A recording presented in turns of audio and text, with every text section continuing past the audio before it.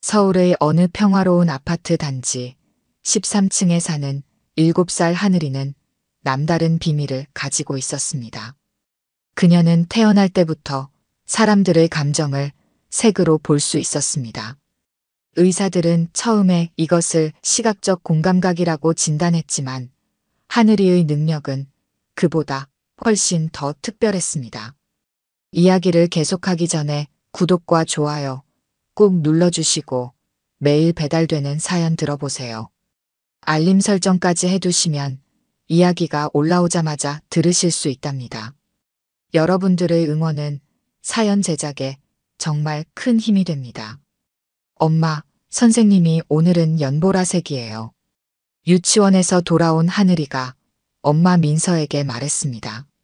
어제는 회색이었는데 오늘은 훨씬 예쁜 색이에요. 민서는 딸의 말에 미소를 지었습니다. 미술치료사인 그녀는 처음에는 하늘이의 말을 단순한 상상력이라고 생각했습니다. 하지만 시간이 지날수록 딸의 관찰이 놀랍도록 정확하다는 것을 깨달았습니다. 실제로 다음날 유치원 교사는 민서에게 전날의 우울했던 기분이 많이 나아졌다고 말했습니다. 하늘이에게 세상은 다채로운 색채의 향연이었습니다. 행복한 사람들은 따뜻한 노란빛으로 빛났고 화난 사람들은 붉은 기운을 내뿜었으며 슬픈 사람들은 짙은 회색으로 둘러싸여 있었습니다. 때로는 이런 능력이 하늘이를 힘들게 했습니다. 특히 아빠가 하늘나라로 떠난 뒤 엄마를 둘러싼 깊은 남색을 보는 것은 매우 고통스러웠습니다. 하늘아, 오늘은 공원에 가서 그림 그릴까? 민서가 제안했습니다. 주말 아침 날씨는 완벽했고 하늘이는 늘 그림 그리기를 좋아했습니다. 그녀는 보는 감정의 색깔을 그림으로 표현하는 것을 특히 즐겼습니다. 하늘아, 저쪽으로는 가지 말자. 민서가 딸의 손을 잡아 끌었습니다. 공원 구석진 벤치에는 낡은 옷차림의 노숙자처럼 보이는 할아버지가 앉아 있었습니다. 머리는 산발이었고 옷은 구겨져 있었으며 신발은 닳아 있었습니다. 하지만 엄마, 할아버지가 울고 계세요. 하늘이가 발을 멈추고 말했습니다. 회색이 너무 진해요. 그런데 그림 그리실 때는 반짝반짝한 금색이 보여요. 민서는 한숨을 쉬었습니다. 미술치료사로서 그녀는 노숙자들이나 길거리의 사람들을 경계하는 것이 맞다고 알고 있었습니다. 하지만 하늘이의 특별한 능력은 지금까지 한 번도 틀린 적이 없었습니다. 엄마, 제발요. 하늘이의 눈에는 눈물이 고여 있었습니다. 결국 민서는 딸의 손을 잡고 조심스럽게 다가갔습니다. 가까이서 보니 할아버지는 무언가를 열심히 그리고 계셨습니다. 찢어진 신문지 여백에 작은 나뭇가지로 그림을 그리고 계신 것이었습니다. 할아버지, 그림 너무 예뻐요. 하늘이가 순수한 미소를 지으며 말했습니다. 할아버지는 천천히 고개를 들었습니다. 지저분한 외모 속에서도 그의 눈빛만은 맑고 깊었습니다. 노인은 천천히 고개를 들어 하늘이를 바라보았습니다. 잠시 혼란스러운 표정을 짓더니 이내 따뜻한 미소를 지었습니다. 그렇단다. 하지만 요즘은 잘 기억이 나지 않아서 예전처럼 그리기가 쉽지 않구나. 하늘이는 할아버지의 스케치북을 들여다보았습니다. 그곳에는 아름다운 풍경화가 그려져 있었지만 중간중간 선이 흐트러져 있었습니다. 그러나 하늘이의 눈에는 그림 속에 숨겨진 무지개 빛깔이 보였습니다. 할아버지 그림이 정말 예뻐요. 저도 그림 그리는 거 좋아하는데 같이 그려도 될까요? 노인의 눈가에 잠시 반짝임이 스쳤습니다. 하늘이가 보기에 그의 회색빛은 잠시 따뜻한 자주색으로 물들었습니다. 그래도 되지. 내 이름이 뭐니? 하늘이에요. 할아버지는요?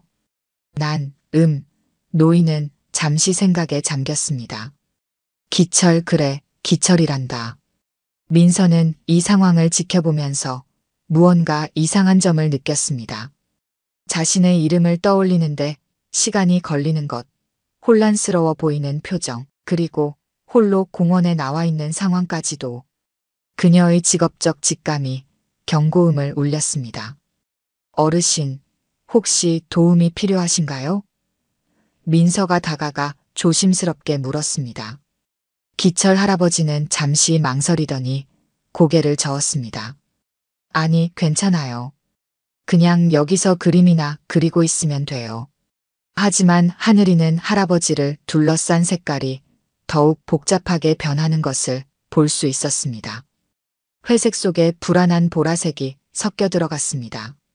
엄마, 할아버지가 무서워하시는 것 같아요. 하늘이가 작은 목소리로 속삭였습니다. 민서는 결심했습니다. 이대로 할아버지를 내버려 둘 수는 없었습니다. 저희랑 같이 도시락 드실래요? 마침 많이 가져왔거든요. 하늘이는 할아버지의 색깔이 조금씩 밝아지는 것을 보았습니다. 회색 속에 따뜻한 주황빛이 스며들기 시작했습니다. 그것은 아마도 안도감의 색일 것입니다. 그렇게 그들은 공원 벤치에 나란히 앉아 도시락을 나누어 먹으며 이야기를 나누기 시작했습니다. 하늘이는 할아버지의 그림 그리는 모습을 유심히 지켜보았고 가끔 자신의 그림도 보여주었습니다. 시간이 흐르면서 할아버지를 둘러싼 색깔은 조금씩 변화했지만 하늘이는 그 속에 숨어 있는 깊은 외로움의 회색을 여전히 볼 수 있었습니다. 레슨 인프에즈, 수련. 할아버지가 중얼거리셨습니다. 모네가 지베르니의 정원에서 그걸 그렸어. 말씀은 그대로 끊어졌지만 민서는 순간 놀랐습니다. 노숙자처럼 보이는 할아버지가 프랑스어를 섞어가며 모네의 작품을 이야기하다니. 그날 이후 하늘이는 매주 할아버지를 찾았습니다. 처음에 민서는 극구 말렸지만 시간이 지날수록 할아버지의 특별함을 발견하게 되었습니다. 비록 옷차림은 누추했지만 정신이 맑을 때면 그의 말씀 하나하나가 마치 살아있는 미술사 교과서 같았습니다. 피카소의 초기 작품을 보면 말이야. 할아버지는 때때로 또렷한 목소리로 이야기를 들려주었습니다. 파리의 몽마르트르에서 그림을 그렸는데 말이야. 그러다가도 금세 혼란스러워하며 말씀을 잊지 못하셨습니다. 하늘이는 그럴 때마다 할아버지 곁에 앉아 함께 그림을 그렸습니다. 신기하게도 그럴 때면 할아버지의 떨리는 손이 점차 안정을 찾았습니다. 민서는 공원 관리인에게 할아버지에 대해 물어보았습니다. 매일 아침 일찍 오셔서 저녁까지 계시다 가세요. 처음엔 쫓아내려고 했는데 전혀 문제를 일으키지 않으시더라고요.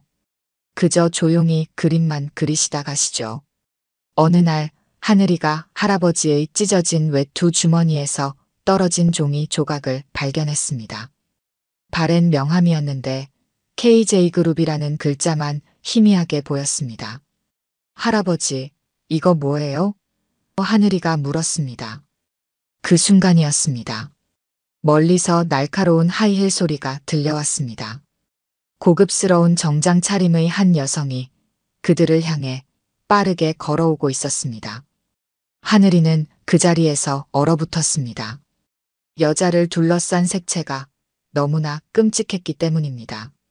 칠흑 같은 검정색 속에 독사처럼 꿈틀거리는 보라색 줄기들, 그것은 하늘이가 지금까지 본 것 중 가장 무서운 색채였습니다. 아버님? 차가운 목소리가 들려왔습니다. 여기서 뭐 하시는 거예요? 할아버지의 표정이 순간 공포로 일그러졌습니다. 하늘이의 눈에는 할아버지를 둘러싼 회색이 더욱 짙어지는 것이 보였습니다. 이런 더러운 데서 계시면 어떡해요? 미연은 말끝을 흐리며 민서와 하늘이를 혐오스러운 눈초리로 바라보았습니다.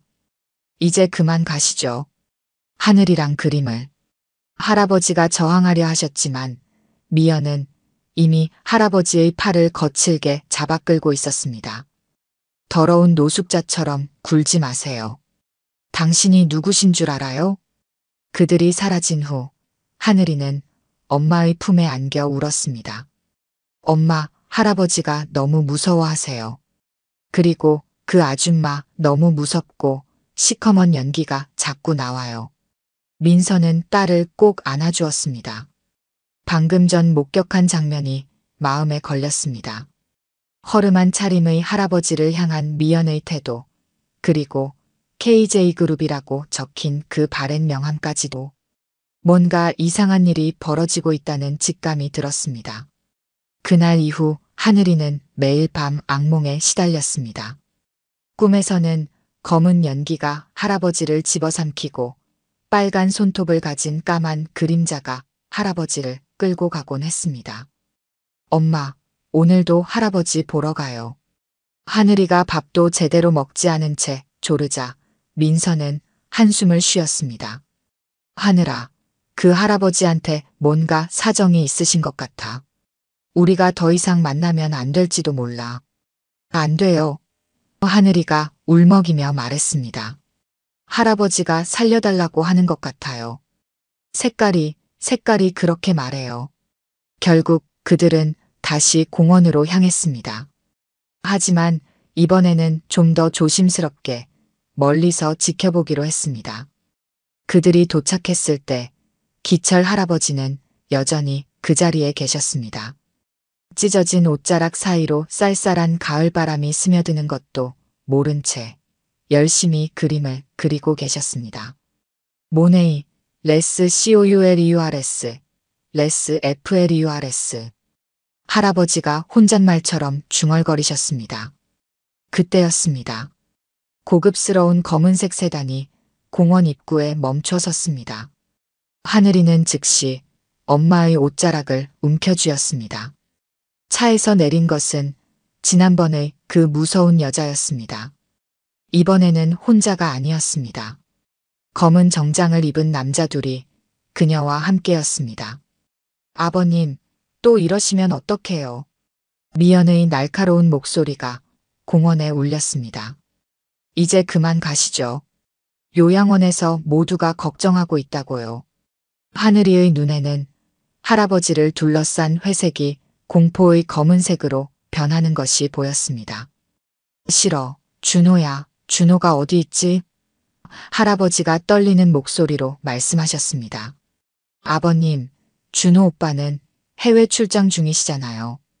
제가 잘 모시고 있다고 안심하고 갔는데 이러시면 안 되죠. 두 남자가 할아버지의 양팔을 잡아 일으켰습니다. 할아버지는 저항할 힘도 없어 보였습니다. 그들이 할아버지를 차에 태우려는 순간 하늘이가 참지 못하고 달려나갔습니다. 하늘아, 안 돼. 민서가 소리쳤지만 이미 늦었습니다. 할아버지, 할아버지. 하늘이의 목소리가 공원에 울렸습니다. 미연이 날카롭게 돌아보았습니다. 그녀의 눈에서 순간 살기가 번쩍였습니다. 감히 이런 것들이. 그때였습니다. 공원 큰 TV에서 흘러나오는 뉴스 소리가 모두의 주의를 끌었습니다. KJ그룹 준호 회장이 긴급 기자회견을 열었습니다. 한 달 전부터 실종된 아버지를 찾고 있다고 합니다. 찰나의 순간이었습니다. 미연의 얼굴이 창백하게 변했고 하늘이는 그녀를 둘러싼 검은 연기가 폭풍처럼 소용돌이치는 것을 보았습니다. 빨리 차에 태워요. 미연이 소리쳤습니다. 민서는 그제서야 모든 것을 깨달았습니다. 저 허름한 차림의 할아버지가 뉴스에 나온 그 재벌 회장이라는 걸. 그리고 저 며느리가 무슨 짓을 저질렀는지도. 잠깐만요. 민서가 외쳤습니다. 하지만 이미 검은 세단은 할아버지를 태우고 급히 달아나고 있었습니다. 하늘이는 그 자리에 주저앉아 엉엉 울었습니다. 엄마, 할아버지가 너무 무서워하셨어요. 그리고 그 아줌마 시커먼 연기가 폭풍처럼 됐어요. 민서는 재빨리 핸드폰을 꺼내들었습니다. 방금 전 뉴스 속 기자회견 장면을 찾아보았습니다. 화면 속에는 한 중년 남성이 눈물을 머금은 채 아버지를 찾고 있다고 호소하고 있었습니다. 하늘아, 우리가 할아버지를 꼭 찾아드려야 할 것 같아. 그들은 몰랐습니다. 바로 그 순간 검은 세단 뒷좌석에서 할아버지가 작은 소리로 중얼거리고 계셨다는 것을. 하늘이, 그림, 나비 그림. 할아버지의 주머니 속에는 하늘이가 그려준 마지막 그림이 남아 있었습니다. 나비가 그려진 그 그림 뒷면에는 하늘이의 이름과 다니는 유치원 이름이 적혀 있었습니다. 엄마, 할아버지가 우리한테 도움을 청하신 거죠? 하늘이가 울먹이며 물었습니다. 하늘이의 눈에는 할아버지가 끌려가던 순간의 감정색이 지워지지 않았습니다. 짙은 회색 속에 숨어있던 공포와 절망의 검은색, 그리고 미연을 둘러싼 시커먼 연기와도 같은 악어. 민서는 며칠 밤을 뜬 눈으로 보냈습니다. KJ그룹 회장님의 실종 사건은 연일 뉴스의 헤드라인을 장식했고 아들 준호의 애타는 기자회견도 매일같이 방송되었습니다.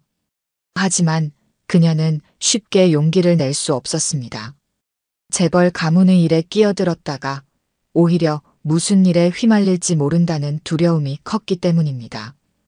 그러던 어느 날 아침, 하늘이가 유치원에 가기를 거부했습니다. 엄마, 할아버지 얼굴에 멍이 들어 있었어요. 꿈에서 봤어요. 검은색이랑 보라색이 섞여서. 하늘이의 말에 민서의 가슴이 덜컥 내려앉았습니다. 하늘이의 특별한 능력이 지금까지 한 번도 틀린 적이 없다는 것을 그녀는 잘 알고 있었기 때문입니다. 결심이 섰습니다. 민서는 KJ그룹 본사에 연락을 시도했습니다. 처음에는 아무도 그녀의 말을 믿지 않았습니다. 수많은 거짓 제보가 들어오는 상황에서 한 미술치료사와 7살 아이의 이야기는 그저 헛된 소리로 취급될 뿐이었습니다. 준호 회장님을 꼭 만나 뵈어야 합니다. 회장님, 아버님의 안전이 걸린 일입니다. 민서는 끈질기게 전화를 걸었고 직접 KJ그룹 본사도 찾아갔습니다. 하늘이가 그린 그림들과 할아버지의 프랑스어 메모들을 들고서 말입니다. 마침내 기회가 찾아왔습니다. 어느 날 저녁 준호 회장의 비서실에서 연락이 왔습니다. 회장님이 직접 만나주시겠다는 것이었습니다. 늦은 시간이었지만 하늘이의 손을 잡고 본사로 향했습니다. 준호는 피곤해 보였습니다. 한 달 넘게 아버지를 찾아 헤매는 동안 그의 눈가에는 짙은 다크서클이 자리 잡았습니다. 하늘이는 그를 보자마자 속삭였습니다. 엄마, 저 아저씨 주위가 진한 파란색이에요. 슬픈 색이에요. 민서는 처음부터 모든 것을 이야기했습니다. 공원에서 할아버지를 처음 만난 날부터 그의 놀라운 미술 지식, 가끔 프랑스어로 중얼거리시던 것, 그리고 마지막으로 미연이 나타나 강제로 데려간 일까지. 특히 하늘이가 본 감정색들에 대해 자세히 설명했습니다. 준호의 얼굴이 점점 굳어갔습니다. 특히 미연의 이름이 나오자 그의 표정이 험악해졌습니다. 아내는 아버님을 고급 요양원에 모시고 있다고 했습니다. 바쁜 제 일정 탓에 직접 확인은 못했는데 얼마 전에 아버지가 실종됐다고 하더군요. 거짓말이에요. 갑자기 하늘이가 말했습니다. 그 아줌마는 새까만 연기를 내뿜어요. 할아버지가 무서워하셨어요. 준호는 자리에서 벌떡 일어났습니다. 즉시 비서들을 불러 미연의 동선을 조사하기 시작했습니다. 요양원 기록을 확인하고 CCTV를 뒤지고 통화 내역을 추적했습니다. 그리고 충격적인 진실들이 하나둘 드러나기 시작했습니다. 아버지는 실제로 요양원에 입원한 적이 없었습니다. 모든 서류가 조작되었고 요양원 원장과 미연이 공모한 사실이 밝혀졌습니다. 미연은 처음에는 완강히 부인했지만 결정적인 증거들 앞에서 결국 자백을 했습니다. 그래요. 제가 버렸어요. 미연이 히스테리컬하게 소리쳤습니다. 치매에 걸린 노인네가 뭘 안다고. 이참에 아예 없애버릴 생각이었는데.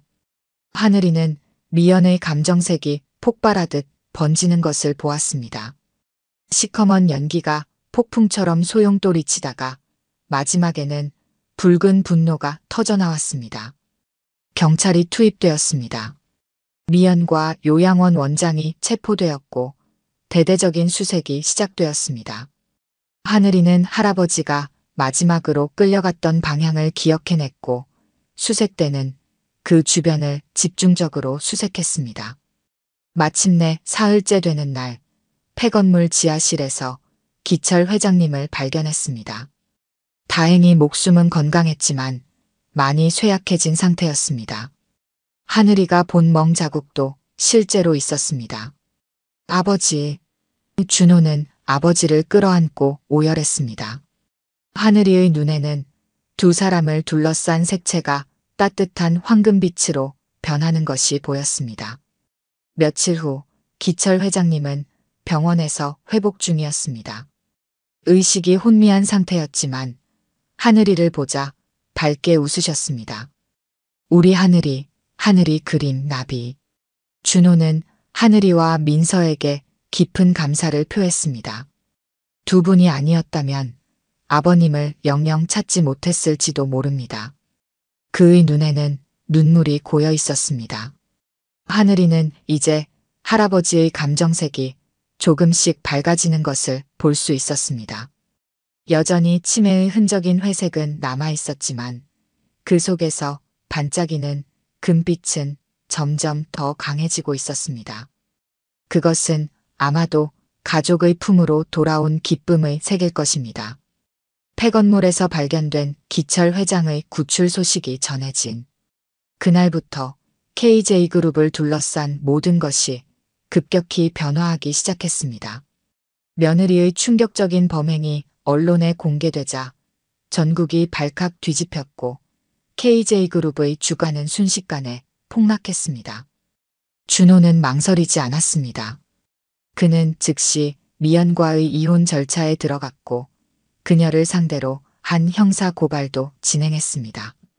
검찰은 미연을 특수감금, 존속상해, 유기 등의 혐의로 구속 기소했습니다.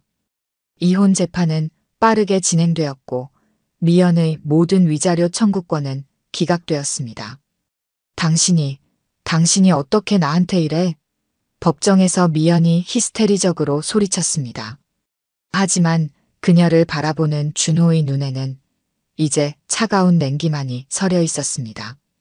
아버님을 버린 순간 당신은 이미 우리 가족이 아니었습니다. 기철 회장은 최고급 병실에서 치료를 받았습니다. 영양실조와 탈수, 그리고 구타로 인한 상처들이 하나둘 치료되어 갔지만 정신적 외상은 쉽게 나아지지 않았습니다. 특히 밤이 되면 악몽에 시달리셨고 한동안은 아무도 만나려 하지 않으셨습니다.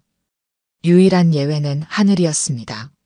할아버지, 오늘은 조금 보라색이 보여요. 더 예쁜 색이에요. 하늘이가 방문할 때마다. 기철 회장의 표정은 한결 밝아졌고 감정색도 조금씩 변화했습니다. 민서는 자신의 전문성을 살려 기철 회장의 재활 치료를 도왔습니다. 미술 치료를 통해 트라우마를 치유하고 그림으로 기억을 되살리는 작업을 시작한 것입니다. 준호는 그 과정을 지켜보며 민서의 진심과 전문성에 깊은 감동을 받았습니다. 민서 씨, 우리 아버님 치료에만 전념하실 수 있으신가요? 제가 연봉은 지금의 3배로 드리겠습니다. 아니에요. 민서가 고개를 저었습니다. 이건 제 직업상의 문제가 아니에요. 할아버님이 이제는 저희에게도 소중한 가족이니까요. 그 순간 준호의 눈시울이 붉어졌습니다. 하늘이가 보기에 준호를 감싸고 있던 차가운 파란색이 따뜻한 황금빛으로 변하기 시작했습니다. 시간이 흘렀습니다. 기철 회장의 상태는 놀랍도록 호전되었습니다. 치매 증상이 완전히 사라진 것은 아니었지만 의식이 또렷할 때가 훨씬 많아졌고, 특히 그림을 그릴 때는 거의 정상인처럼 대화가 가능했습니다. 내가 평생 모은 재산이 뭐가 중요하나. 어느 날 기철 회장이 문득 말씀하셨습니다. 진정한 재산은 따뜻한 마음을 가진 사람들이구나. 그리고 기철 회장은 놀라운 제안을 했습니다.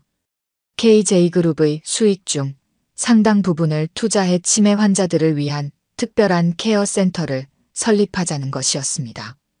하늘이의 특별한 능력과 민서의 전문성을 결합한 새로운 개념의 치료시설을 만들자고 했습니다. 아버지, 이번 사태 이후 지금 그룹 상황이 좋지 않은데 괜찮을지 모르겠습니다. 돈은 내가 책임질 테니 걱정 말거라. 기철 회장의 목소리는 단호했습니다. 난 평생 돈만 벌었지 아무것도 모르고 살았더구나. 이제는 그 돈으로 의미 있는 일을 하고 싶어. 마음의 색깔 센터의 건립은 전격적으로 진행되었습니다. 최첨단 시설을 갖춘 이곳은 단순한 요양원이 아닌 미술과 감정에 특화된 치매 케어 센터였습니다. 민서는 센터의 총괄 디렉터가 되었고, 하늘이는 특별한 상담사로 인정받았습니다. 센터가 완공되어 가는 동안 준호와 민서의 관계도 조금씩 변화했습니다. 매일같이 센터 건립에 대해 의견을 나누고 환자들을 위한 프로그램을 기획하면서 두 사람의 마음은 자연스럽게 가까워졌습니다. 엄마, 준호 아저씨 색깔이 달라졌어요. 어느 날 하늘이가 속삭였습니다. 처음엔 차가운 파란색이었는데 이제는 따뜻한 노을색이에요. 엄마를 볼 때마다 더 반짝반짝해져요. 드디어 센터가 개원하는 날, 준호는 민서에게 청혼했습니다. 병실의 창가에서 석양을 바라보며 그는 조용히 반지를 꺼냈습니다. 평생 돈과 성공만을 쫓았던 제게 민서 씨와 하늘이는 인생에서 진정 소중한 것이 무엇인지 가르쳐 주었습니다. 저와 함께 새로운 가족을 만들어 주시겠습니까? 결혼식은 센터의 정원에서 열렸습니다. 하늘이는 세상에서 가장 예쁜 꽃게 드레스를 입은 신부 들러리였고, 기철 회장은 처음으로 완벽하게 또렷한 정신으로 축사를 해주셨습니다. 내 인생에서 가장 큰 축복은. 기철 회장의 목소리가 떨렸습니다. 그날 공원에서 내 초라한 모습을 외면하지 않은 한 아이의 순수한 마음이었습니다. 하늘이가 보는 색깔처럼 우리 모두의 마음속에는 아름다운 빛이 있습니다. 다만 그것을 볼 줄 아는 눈과 마음이 필요할 뿐이지요. 2년 후 하늘이의 선물센터는 전국에 10개의 분원을 두게 되었습니다. KJ그룹은 이제 단순한 기업이 아닌 사회의 희망을 전하는 기업으로 거듭났습니다. 기철 회장의 상태도 안정되어 이제는 주 3회씩 미술 수업을 직접 진행할 수 있을 정도가 되었습니다. 하늘이는 이제 곧 태어날 동생을 기다리느라 매일이 설렜습니다. 특히 동생의 감정색이 무지개처럼 반짝인다며 신이 나 있었습니다. 할아버지, 아기가 할아버지랑 똑같은 금색이에요. 이제 하늘이에게 감정색을 보는 능력은 더 이상 특별하거나 부담스러운 것이 아니었습니다. 그것은 그저 사랑하는 사람들을 더 깊이 이해하고 더 많은 이들을 도울 수 있게 해주는 소중한 선물이었으니까요. 밤하늘을 바라보며 하늘이는 생각했습니다. 어쩌면 우리는 모두 각자의 특별한 색깔을 가지고 있는지도 모릅니다. 그리고 그 색깔들이 모여 우리의 세상을, 우리의 가족을 이렇게 아름답게 만드는 것인지도 모릅니다. 오늘 들려드린 이야기가 여러분의 마음에 작은 울림이 되었기를 바랍니다. 아까 깜빡하신 분들이 계셨다면 좋아요와 구독 부탁드려요. 다음 사연을 들려드리는데 큰 힘이 된답니다. 그리고 여러분의 이야기도 댓글로 들려주세요. 다음 이야기 때 또 뵙겠습니다. 업사이클링이 뭐야? 그냥 고물상이잖아. 차가운 비웃음이 귓가를 스쳤습니다. 손에 들린 리폼한 가방이 떨렸지만 저는 제 신념을 지키고 싶었습니다. 안녕하세요. 저는 작은 업사이클링 숍 리뉴메이드를 운영하는 이수아입니다. 이야기를 계속하기 전에 구독과 좋아요 꾹 눌러주시고 매일 배달되는 사연 들어보세요. 알림 설정까지 해두시면 이야기가 올라오자마자 들으실 수 있답니다. 여러분들의 응원은 사연 제작에 정말 큰 힘이 됩니다. 매일 아침 6시 저는 재활용 수거장을 돌며 숨겨진 보물 같은 옷들을 찾습니다. 버려진 청바지는 새로운 에코백으로, 못 입게 된 재킷은 독특한 파우치로 변신하죠. 쓰레기라고 버려진 것들에 새 생명을 불어넣는 일, 그게 제 일이자 꿈입니다. 어릴 때부터 저는 다르다는 소리를 들으며 자랐습니다. 부모님이 이혼하시고 홀로 남겨진 12살 그때부터 저는 재활용품을 모아 팔아 용돈을 벌었습니다. 친구들은 절 피했고 선생님들은 걱정의 눈길을 보냈죠. 고물상 딸, 쓰레기 줍는 애, 대학도 안 나온 것, 사람들은 저를 그렇게 불렀습니다. 하지만 저는 제 길을 믿었습니다. 고등학교를 자퇴하고 패션 디자인을 독학했고 작은 공방에서 일하며 기술을 배웠습니다. 밤에는 온라인 쇼핑몰 알바로 돈을 모았죠. 3년 전 드디어 이 작은 가게를 열 수 있었습니다. 처음엔 손님이 거의 없었습니다. 이런 건 빈티지 숍이나 중고가게에서 사요. 이미 명품 친환경 브랜드가 있는데 굳이 여기서 살 필요가 있나요? 그래도 저는 포기하지 않았습니다. 버려진 가죽 자켓으로 세상에 단 하나뿐인 가방을 만들고 헌 청바지로 독특한 패치워크 코트를 디자인했습니다. 그러다 조금씩 변화가 생겼습니다. SNS에서 제 작품을 알아봐주는 분들이 생기고 환경에 관심 있는 젊은 고객들이 찾아오기 시작했습니다. 수아 씨가 만드는 것들은 영혼이 있어요. 그런 말을 들을 때면 가슴이 뭉클했습니다. 그리고 그곳에는 한 분이 계셨습니다. 매일 새벽 재활용품을 분류하시는 김희경 할머니. 75세의 작은 체구를 가진 할머니는 매일 새벽 낡은 장갑을 끼시고 쓰레기 더미를 뒤지셨습니다. 까만 작업복을 입고 무언가를 끊임없이 수첩에 적으시는 모습이 자주 보였습니다. 특히 이상했던 건 할머니가 플라스틱 병이나 비닐을 보면 제품명과 날짜를 꼼꼼히 기록하신다는 거였습니다. 비가 오나 눈이 오나 절대 빠지지 않고 나오셔서 그 기록을 하셨죠. 가끔 영어로 된 제품명을 정확하게 읊조리시는 것도 들었습니다. 할머니, 추운데 들어가서 쉬세요. 제가 말씀드리면 할머니는 빙그레 웃기만 하셨습니다. 아가, 지구를 살리는 일에 쉴 틈이 어디 있나. 그러던 어느 날 우리 동네에 충격적인 소식이 전해졌습니다. 초대형 패스트 패션 브랜드 에모디오가 이 골목에 플래그십 스토어를 연다는 거였습니다. 매출 5조, 전국 매장수 1위를 자랑하는 그들은 친환경 패션의 새 시대를 외치며 화려하게 등장했습니다. 이제 이 골목은 우리 거예요. 당신 같은 작은 가게는 필요 없어요. 강태준 기획이사의 차가운 목소리가 아직도 귓가에 맴돕니다. 우리는 진짜 친환경 기업이에요. 당신같이 쓰레기나 뒤지는 사람과는 차원이 다르죠. 하지만 그때는 아무도 몰랐습니다. 매일 새벽 검은 작업복 차림으로 재활용품을 분류하시던 그 할머니가 이 거대한 패스트 패션의 흐름을 완전히 뒤흔들어 놓으실 분이라는 걸. 그리고 제 인생을, 우리의 미래를 완전히 다른 곳으로 데려가실 거라는 것도 말입니다.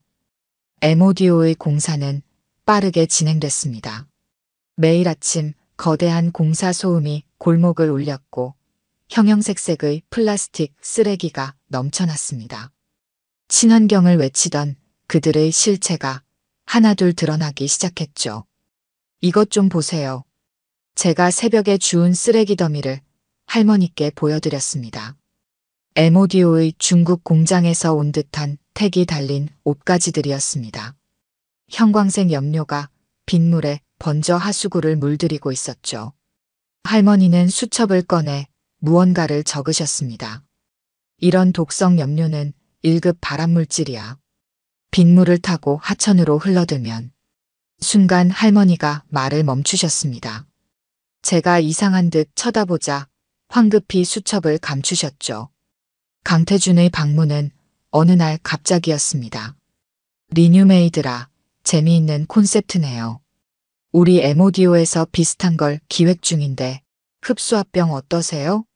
수아 씨 실력이면 우리 회사 수석 디자이너로 영입하고 싶군요. 거절했습니다. 그날 이후 이상한 일들이 시작됐습니다. 갑자기 건물주가 계약 연장이 어렵다고 했고 손님들이 저희 제품의 품질을 의심하기 시작했습니다. 재활용 옷이 무슨 위생이 되나요? 에모디오에서 친환경 라인이 나온다던데 거기가 더 믿을만하지 않나요? 이런 동네 가게에서 살 바에야. 매출은 바닥을 쳤습니다. 그래도 저는 포기할 수 없었습니다. 매일 밤 늦게까지 불량 재고라며 버려진 에모디오의 옷들을 새 디자인으로 만들었습니다. 쓰레기 더미 속에서 보물을 찾는 심정으로 작업했죠. 어느 날 밤 작업실에서 우연히 에모디오의 기획서를 발견했습니다. 쓰레기 더미에 섞여 있던 거였죠. 그걸 보는 순간 제 손이 떨렸습니다. 제가 만든 디자인들, 제 작업 노트에 있던 아이디어들이 그대로 담겨 있었습니다. 한 달 전으로 기억합니다. 강태준이 처음 제 가게를 찾아왔을 때였습니다. 이수아 씨의 업사이클링 철학이 놀랍네요. 우리 에모디오도 친환경 라인을 준비 중인데 컨설팅을 부탁드리고 싶습니다. 저는 그의 말을 믿었습니다. 대기업에서 드디어 진정한 친환경의 가치를 알아봐 준다고 생각했으니까요. 강태준의 요청으로 제 작업실을 보여드렸습니다.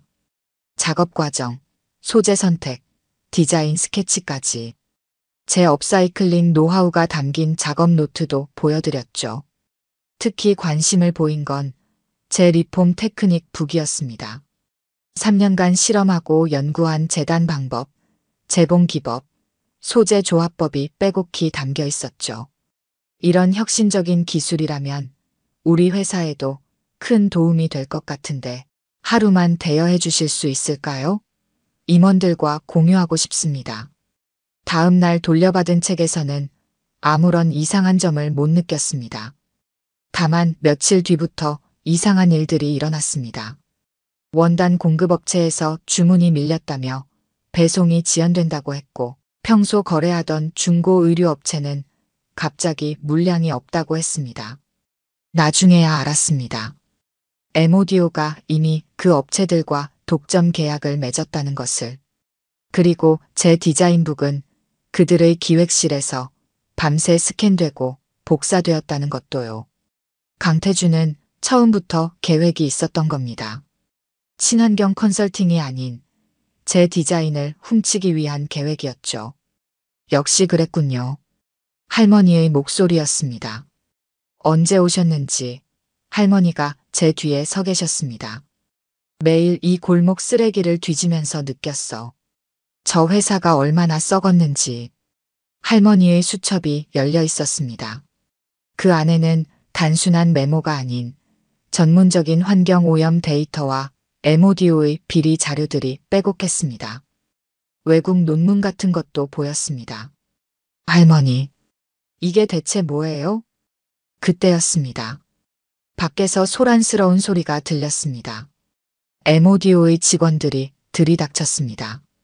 이수아 씨, 영업방해와 기업비밀 침해로 고소하겠습니다. 이 자리에서 당장 가게 문을 닫으시죠. 강태준이 차가운 미소를 지으며 걸어 들어왔습니다. 우리 디자인을 표절했다고 SNS에서 떠드는 것도 모자라. 이제는 회사 기밀 문서까지 훔친 겁니까? 순간 할머니가 앞으로 나서셨습니다. 잠깐, 이건 내가 주운 건데. 하지만 강태준은 들은 척도 하지 않았습니다. 청소부까지 매수해서 회사 기밀을 빼내다니 죄질이 나쁘네요. 이제 둘 다 감옥에 가셔야. 그날 밤 모든 것이 끝난 것 같았습니다. M오디오 측의 고소장이 날아들었고 가게 문을 닫아야 했습니다. 강태준은 언론에 저를 디자인 도용범으로 몰았고 중고 의류 업체들은 더 이상 저와 거래하지 않겠다고 했습니다. 은행 대출금 독촉장도 날아들었죠. 누구도 제 말을 들으려 하지 않았습니다. 그나마 강태준은 저의 모든 것이 몰락한 것을 확인한 뒤 선처를 베풀어 준다며 고소는 취하하더군요. 텅 빈 작업실에서 마지막 짐을 정리하는데 할머니는 그날 이후 보이지 않으셨습니다.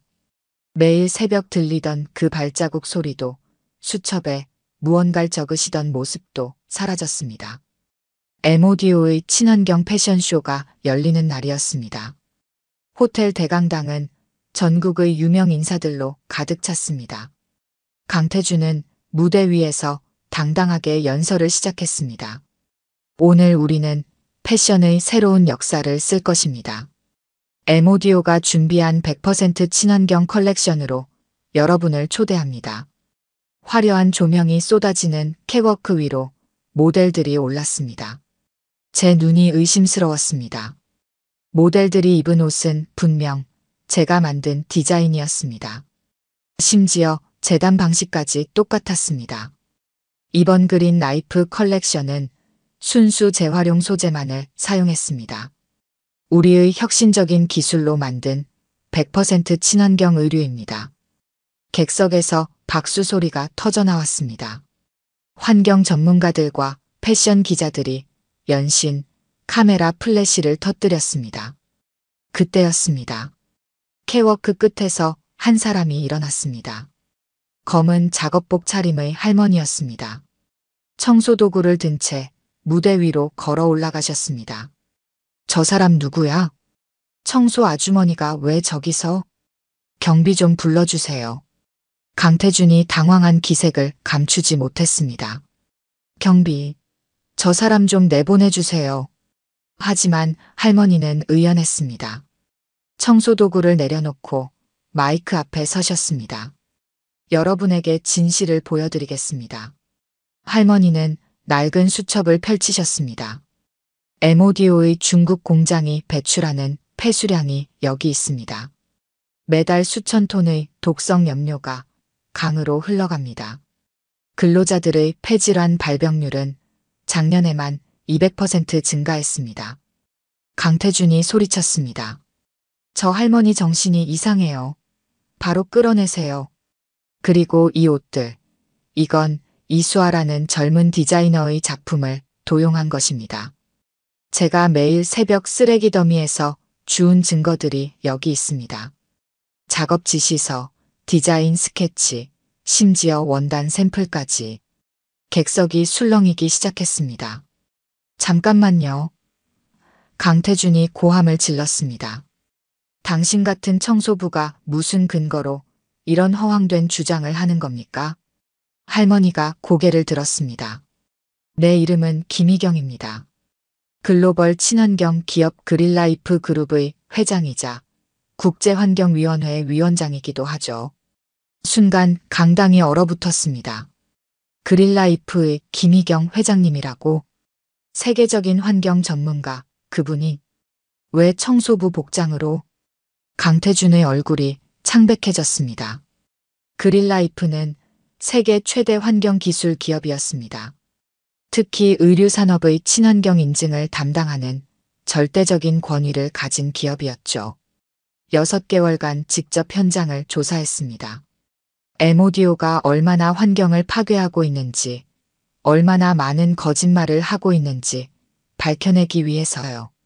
그리고 진정으로 환경을 생각하는 젊은이를 찾기 위해서였습니다. 할머니가 제게 손을 내미셨습니다. 이수아 씨, 이리 나와보세요. 당신의 재능과 진심을 보여줄 시간입니다. 그날 패션쇼장은 완전히 다른 곳이 되었습니다. 하지만 이건 시작에 불과했습니다.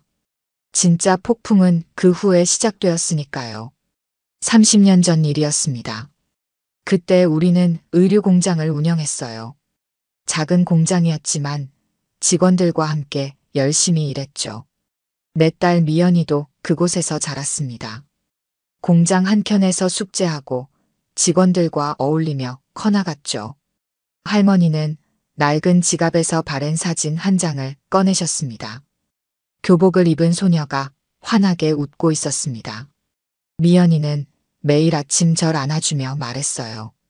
엄마, 나도 엄마처럼 멋진 공장장이 될 거예요.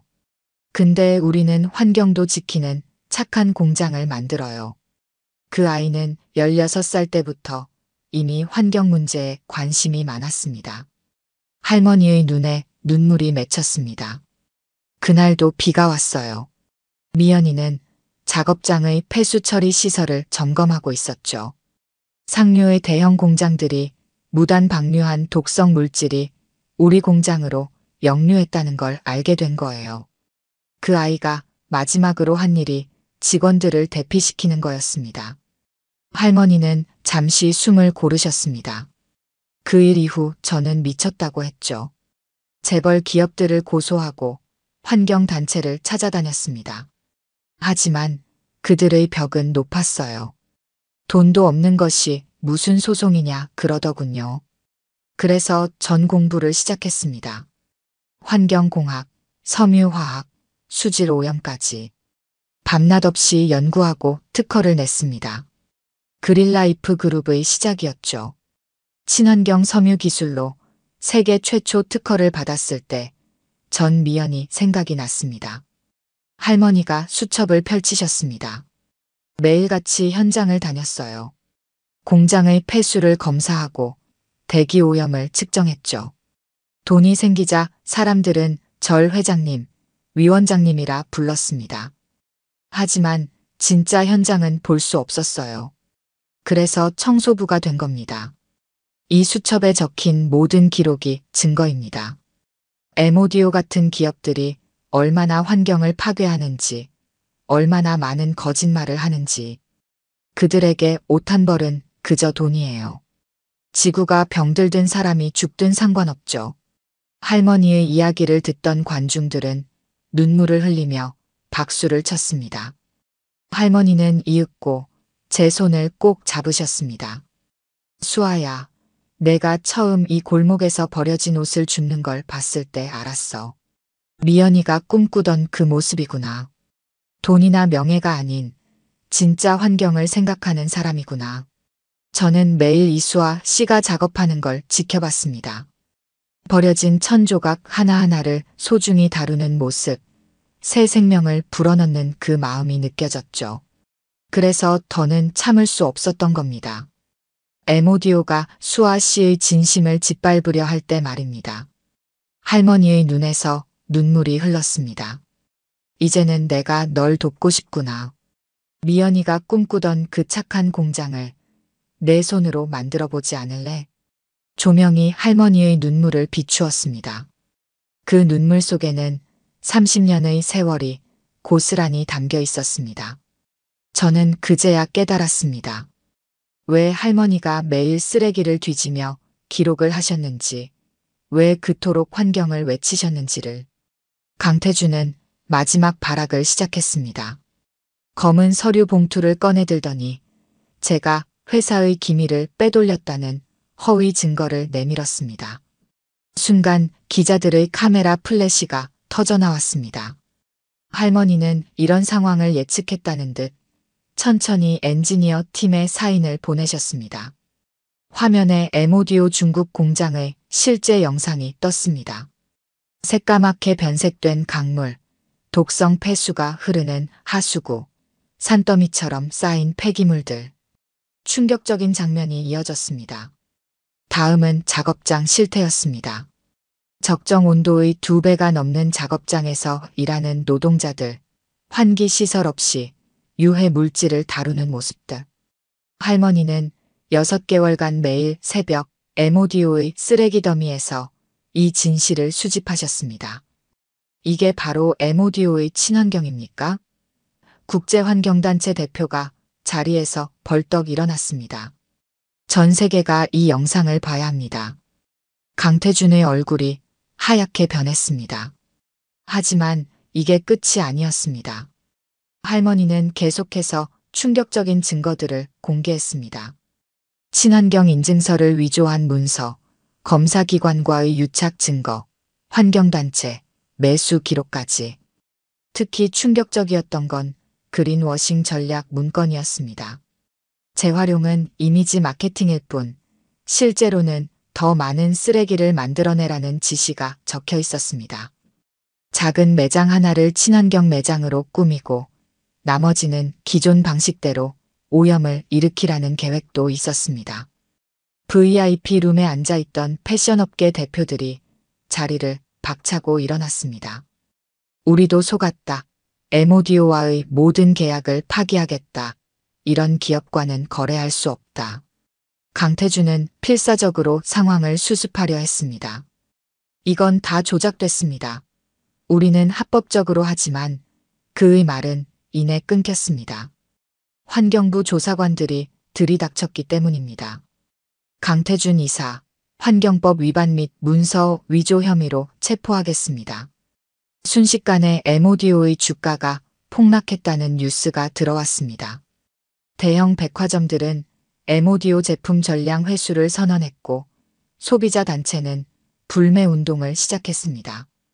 그러나 이건 시작에 불과했습니다. 할머니는 MODO뿐만이 아니었습니다. 전 세계 패스트 패션 업계의 비리를 파헤친 자료들이 언론에 공개됐습니다. 각국의 조사기관이 움직이기 시작했고 환경 규제는 더욱 강화됐습니다. 이제 진짜 변화가 시작됩니다. 할머니의 목소리에는 힘이 실려 있었습니다. 패션 산업이 더 이상 지구를 병들게 해선 안 됩니다. 저는 앞으로 나가 할머니 옆에 섰습니다. 이제 더 이상 작은 가게의 주인이 아닌 새로운 시대를 열어갈 주역으로서 카메라 플래시가 우리를 향해 터져나왔습니다. 강태준이 경찰차에 실리는 모습이 뉴스 속보로 전해졌습니다. 패스트 패션 업계를 뒤흔든 세기의 폭로 환경을 가장한 기업의 민낯 새로운 패션 산업의 시대가 열리다. 그날 밤 전국의 뉴스는 MODO의 몰락과 할머니의 정체를 대대적으로 보도했습니다. 하지만 이건 끝이 아닌 시작이었습니다. 할머니와 제가 꿈꾸는 진정한 친환경 패션의 시대, 그 첫 발걸음을 내딛는 순간이었으니까요. 3개월이 지났습니다. MODO는 완전히 몰락했고 강태준은 환경법 위반과 문서 위조 혐의로 구속 수감되었습니다. 하나둘 밝혀진 그의 비리는 충격적이었습니다. 아시아 전역의 불법 폐수 방류, 노동자 착취, 가짜 친환경 인증서 발급까지 그가 쌓아 올린 거짓은 완전히 무너져 내렸습니다. 한 달 뒤 우리 골목에 새로운 바람이 불었습니다. MODO의 대형 매장이 있던 자리에 그린메이커스라는 간판이 걸렸습니다. 전국의 업사이클링 작가들이 모여 만든 복합문화 공간입니다. 1층은 작품 판매장, 2층은 작업실, 3층은 환경교육센터로 운영됩니다. 매일 아침이 다르게 느껴집니다. 더 이상 쓰레기 더미를 뒤지지 않아도 됩니다. 전국의 의류 매장들이 중고 옷을 수거해 우리에게 보내주기 때문입니다. 버려지는 옷에 새 생명을 우리의 캠페인은 전국적인 움직임이 되었습니다. 할머니는 이제 그린라이프 재단 이사장으로 바쁘신 와중에도 매일 아침 이곳을 찾으십니다. 더 이상 청소 도구를 들지 않으시지만 여전히 그 낡은 수첩은 들고 다니십니다. 이젠 환경오염 데이터가 아닌 새로운 꿈을 기록하시기 위해서입니다. 젊은 디자이너들이 전국에서 모여듭니다. 그들은 버려진 옷에서 새로운 가능성을 발견합니다. 청바지는 가방으로, 양복은 액세서리로, 드레스는 예술 작품으로 변신합니다. 매주 우리는 새로운 작품을 선보이고 사람들은 환호합니다. 환경부에서 새로운 제도를 만들었습니다. 업사이클링 인증제입니다. 우리 그린메이커스가 첫 번째 인증을 받았습니다. 백화점들도 변하기 시작했습니다. 친환경관이 생기고 중고 명품 매장이 들어섰습니다. 전국의 학교에서 견학을 옵니다. 아이들은 재활용과 환경의 중요성을 배웁니다. 할머니는 아이들에게 직접 환경 이야기를 들려주십니다. 때론 눈시울이 붉어지시지만 그 눈빛만은 늘 희망으로 빛납니다. 우리 가게 리뉴메이드는 이제 그린메이커스의 중심입니다. 전국의 업사이클링 작가들이 이곳에서 영감을 얻고 기술을 배워갑니다. 저는 매일 새로운 도전을 합니다. 더 많은 쓰레기를 살리고 더 아름다운 작품을 만들기 위해서입니다. 사람들의 인식도 바뀌었습니다. 비싸도 환경을 생각하는 제품을 삽니다. 우리 아이에게 물려줄 지구를 위해서라면. 이제는 친환경이 선택이 아닌 필수가 되었습니다. 가끔 옛날 생각이 납니다. 제가 홀로 쓰레기 더미를 뒤지던 날들, 사람들의 비웃음을 견디던 시간들. 하지만 이제는 그저 미소 짓게 되는 추억일 뿐입니다. 할머니는 여전히 매일 새벽 일찍 나오십니다. 청소가 아닌 우리의 꿈을 지키기 위해서입니다. 그리고 저도 다른 작가들도 함께합니다. 이제는 혼자가 아닙니다. 누군가 제게 물었습니다. 어떻게 이런 변화가 가능했나요? 저는 이렇게 답합니다. 진심은 통하기 마련입니다. 지구를 향한 진심, 미래를 향한 진심이요. 저에겐 그 진심을 알아봐 주신 할머니가 계셨고, 이제는 제가 그런 사람이 되려 노력합니다. 아침이면 여전히 할머니의 수첩 필기 소리가 들립니다. 이제 그 안에는 희망이 가득합니다. 우리가 꿈꾸는 더 나은 미래를 위한 계획들로 말입니다. 오늘 들려드린 이야기가 여러분의 마음에 작은 울림이 되었기를 바랍니다. 아까 깜빡하신 분들이 계셨다면 좋아요와 구독 부탁드려요. 다음 사연을 들려드리는데 큰 힘이 된답니다. 그리고 여러분의 이야기도 댓글로 들려주세요. 다음 이야기 때 또 뵙겠습니다.